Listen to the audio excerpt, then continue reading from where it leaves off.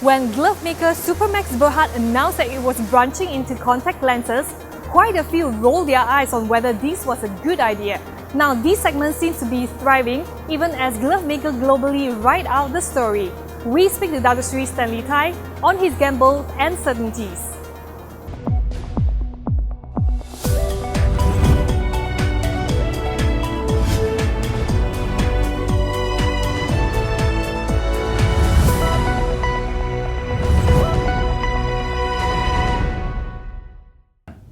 So what's your current global market share?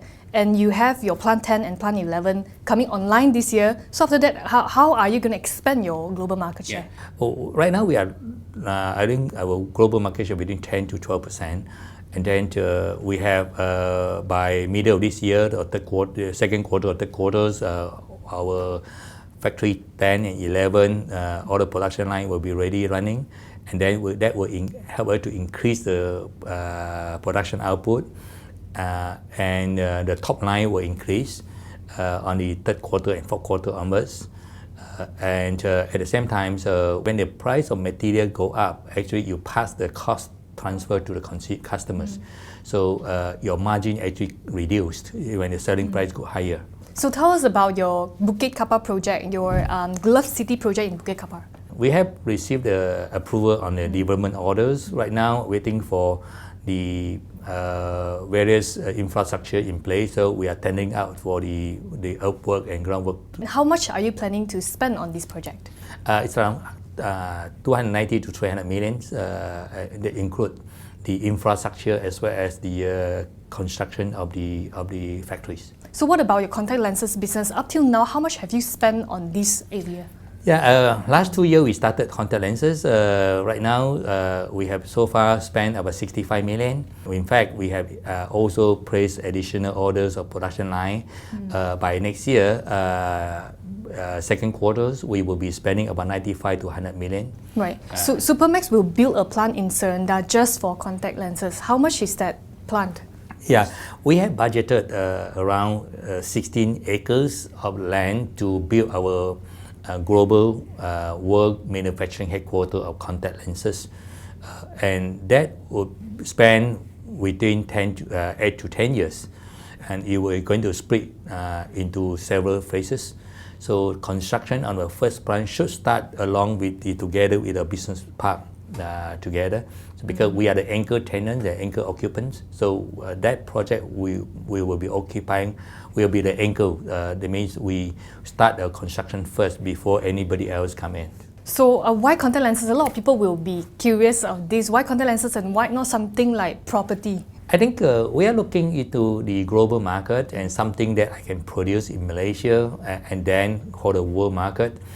We are used to the international trade, so contact lenses fit into that profile. And contact lens also enable us to actually build the next generation business where we can streamline the supply chain and we can actually value add by hiring engineers, local engineers, train them without dependence on foreign labor. So this is the industry that that we invest. It has the highest level of the technology, highest level engineering, highest level of bioscience and biotech. So I understand that you have started selling your products for contact lenses. You have started selling it overseas. Yes. Are you planning to do the same thing here? As soon as you get the ISO certifications, and then we start registration in ASEAN country, including Malaysia.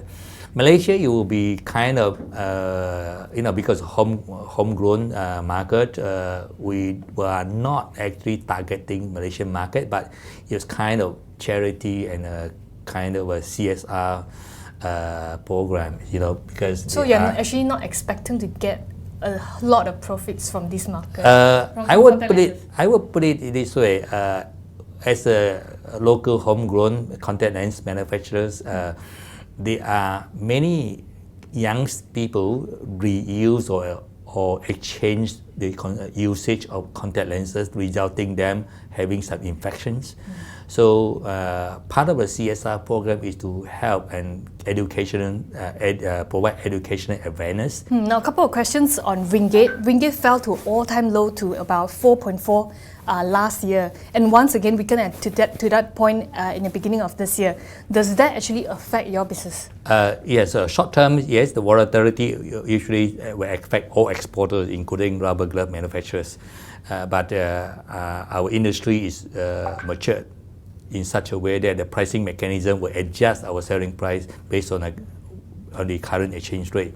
So short term we affect us, but longer term, after one quarter, the pricing mechanism actually adjusts the pricing itself. So when ringgit fell, right, we understand that when you sell in US dollars and your raw materials is in ringgit terms, do you see higher margins in that area?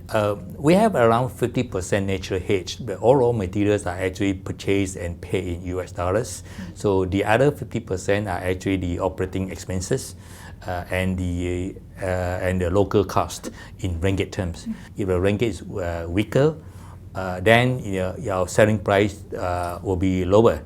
But then last few weeks, I think most of the manufacturers actually increased the selling price already. So if the ringgit continue to strengthen, which I think if you look at it, it will remain weak between 3.8 to 3.9 level, or even beyond 4, then we product made in Malaysia, including glove, will remain globally competitive. So talking about increasing the price, right? Have you increased yours? All of us actually have to increase price because the pricing mechanism itself will allow us to adjust price every month. Following the trend, Supermax has increased its product prices in line with higher raw material costs. But this won't stop it from keeping its position as the second largest glove manufacturer in the world.